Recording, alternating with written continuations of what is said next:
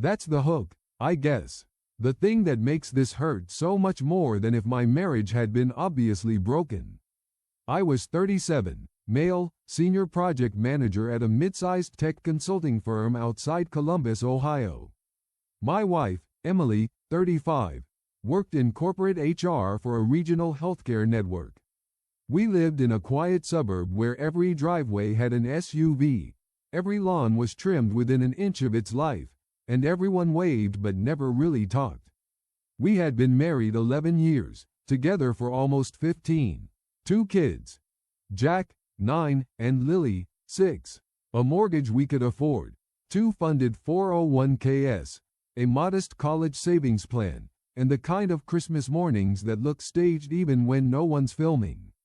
Matching pajamas, cinnamon rolls, Emily humming along to Bing Crosby while the kids tore wrapping paper apart. I worked hard, long hours, late nights. Emily used to say she felt taken care of.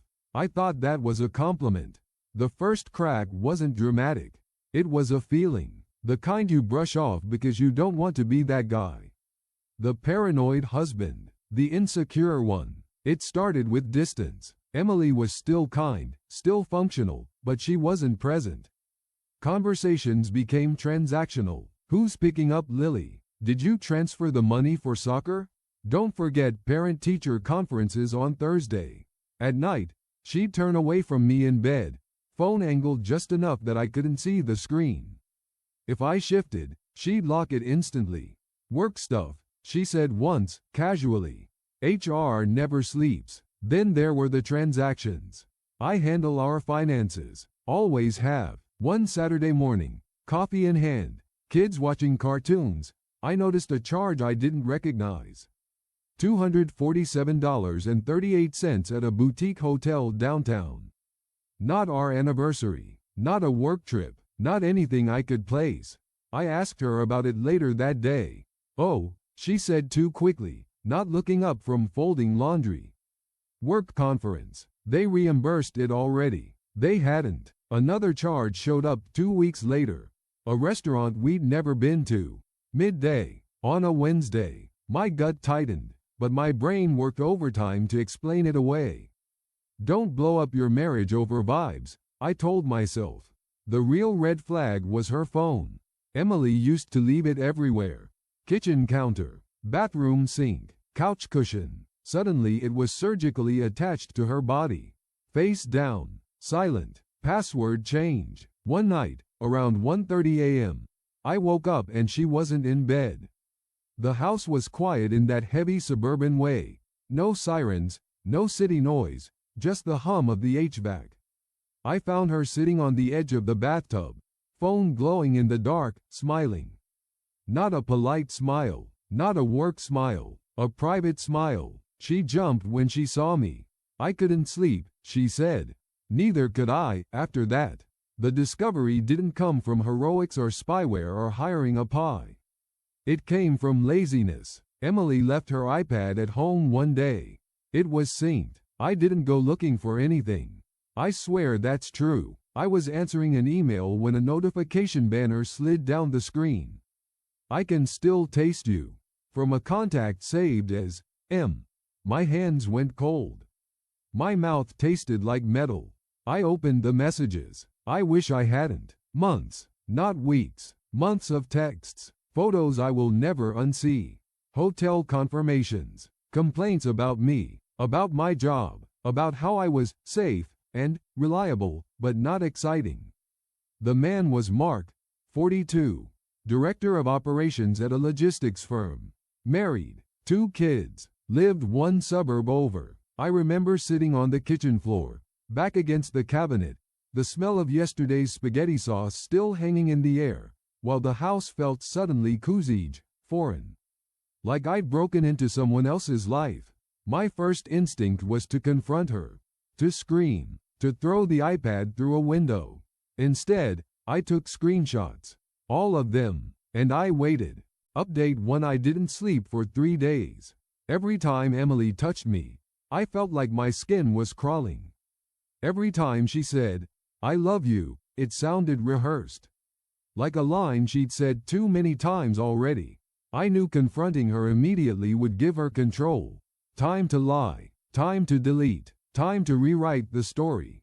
So I stayed quiet. I started digging. Mark wasn't hard to find. LinkedIn told me everything: career trajectory, endorsements, the smug corporate headshot. Facebook filled in the rest. His wife, Sarah, 39. PTA mom energy. Posts about crockpot recipes and date night with my favorite human. I stared at her profile picture for a long time. Her kids looked like mine. Same missing teeth smiles. Same soccer jerseys. I debated for days before messaging her. Finally, at 2:17 a.m., I typed, "Hi Sarah. I'm sorry to message you like this. I think our spouses are having an affair. I have proof. If I'm wrong, I'll apologize and disappear. But if I'm right, I think you deserve to know." She replied in 6 minutes. "I've suspected something for months." We met in person a week later. Neutral ground, a Panera halfway between our houses. It was raining, gray Ohio spring rain that seeps into your bones. Sarah looked exhausted, dark circles, tight smile. We didn't hug, we just sat down, two strangers connected by the same wound.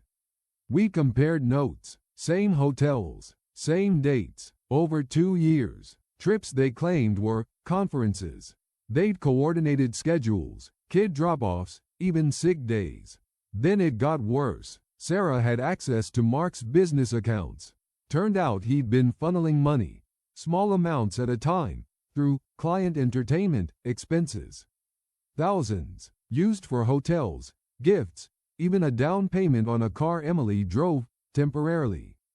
This wasn't just betrayal, it was fraud. We became methodical, cold. Screenshots, bank statements, calendars. Sarah's hands shook at first. Mine didn't. I think something inside me had already died. We made a plan. Not revenge. Exposure. Update 2: we chose Thanksgiving.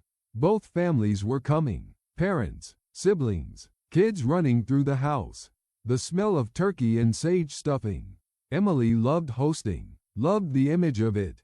I cooked like I always did. Smiled, passed the gravy. At 4:12 p.m., I stood up from the table. "I just want to say something before dessert," I said. Emily looked annoyed. Mark wasn't there, but Sarah was.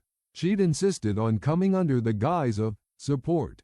I connected my laptop to the TV. No yelling, no accusations, just facts, dates, messages, photos blurred enough to be legal but clear enough to be undeniable. Expense reports, bank transfers. Emily's face drained of color. Her mother gasped. My dad stared at his hands. When I finished, I said quietly, "I filed for divorce this morning." No one spoke. Emily didn't cry. She just whispered, "You ruined everything." I realized then she truly believed that. Final update: the divorce was brutal but clean.